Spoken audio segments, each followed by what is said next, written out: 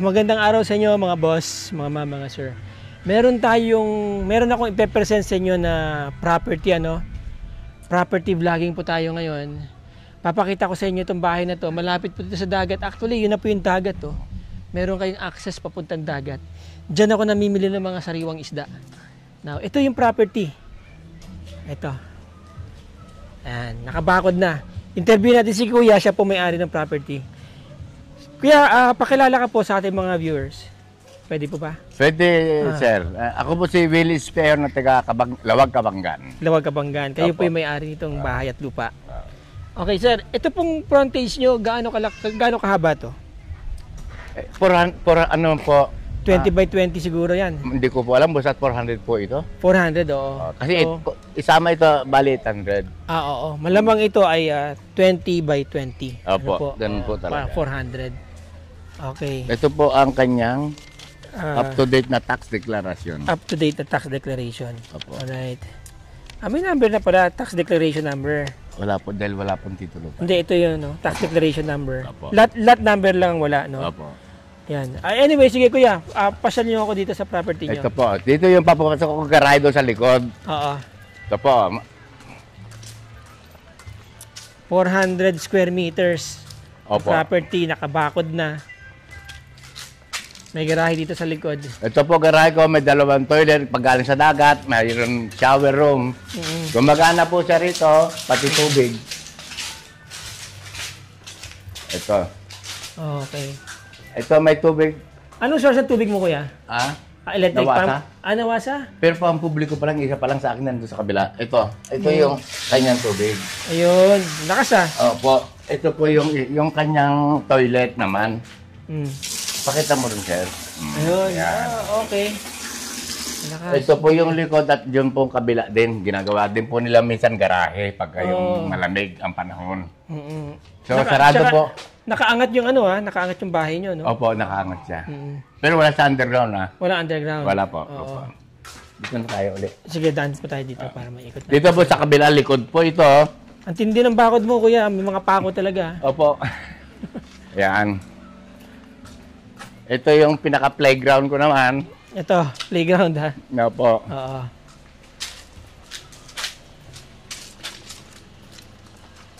Ito po, kung akit tayo, ito na yung terrace, papasok na sa bahay. Oo, terrace. Sir, opo. Ayan.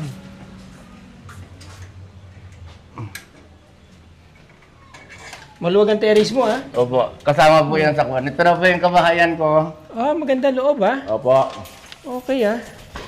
Maganda layout, no? Opo. Kasama na ba yung mga mesa tupuan? Sa presyo mong babanggitin mamaya?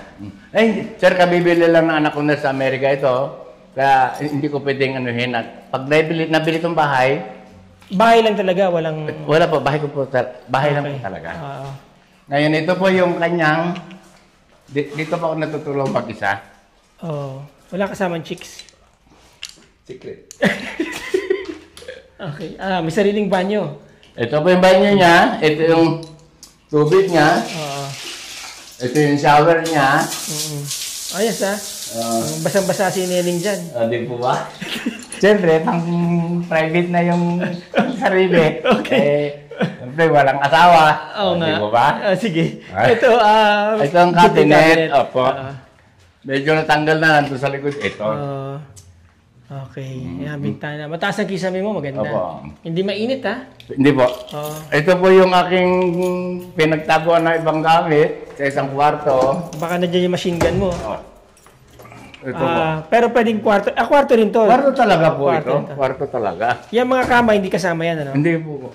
May maliit na kwarto dito. Meron po yan. Maluwag din, ano? Kung tutuusin. Mga, siguro to, 8 square meters. No? Ano sukat ng bahay mo, kuya? Sabi mo kanina? 36-28. 36 meters by 28 meters. Ito naman po. Ito. Yan. Ito naman po sa likod, diretso sa garahe na may shower at saka... Ayun kanina, nakita natin. Ito po, gumagana po lahat siya. May tubig. Lakas ng tubig mo, ha? Opo.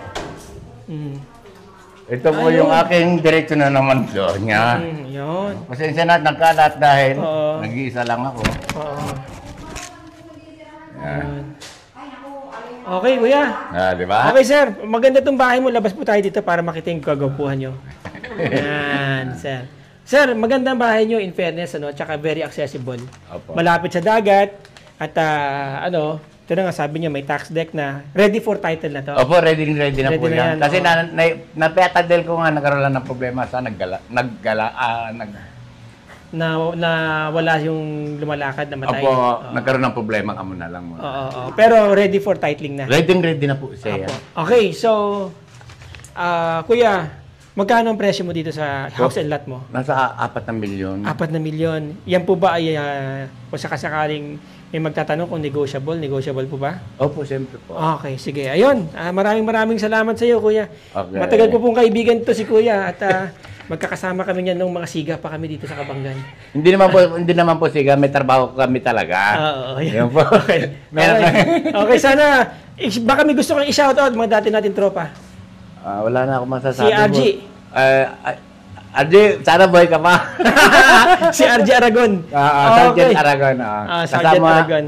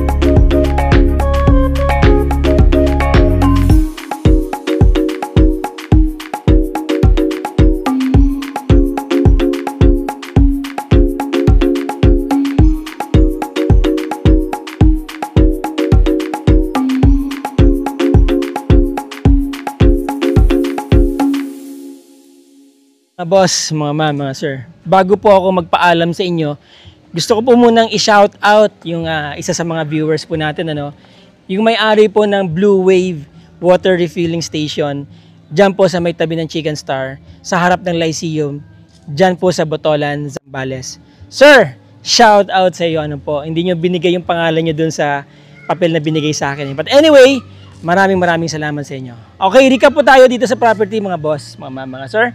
Malapit po sa dagat, napakalapit sa dagat, very accessible. Ito lang naman po yung medyo rough road, pero after this, about a few meters away, dire-diretso na po yan, sementado hanggang Metro Manila na po. Alright, Kabanggan is about 4 hours, 3 to 4 hours drive from Metro Manila.